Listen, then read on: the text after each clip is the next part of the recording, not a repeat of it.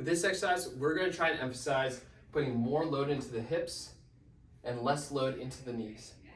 In order to do that, we're going to think hips back and knees not going forward over the toes.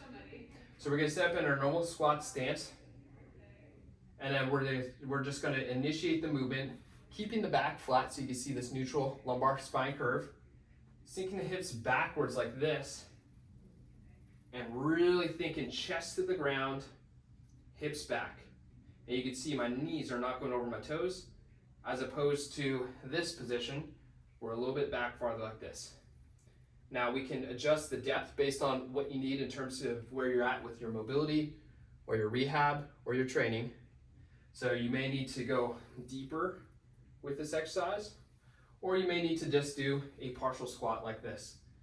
Either way, we're really focusing on working into the hips by bringing the hips backwards and not loading the knees like this.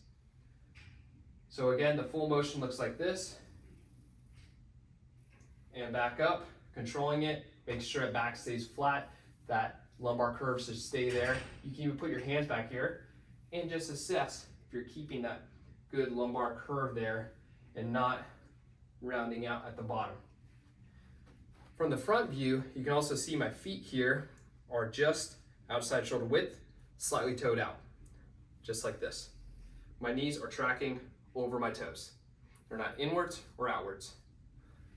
One other thing you want to focus on with this is that you may need to adjust your stance.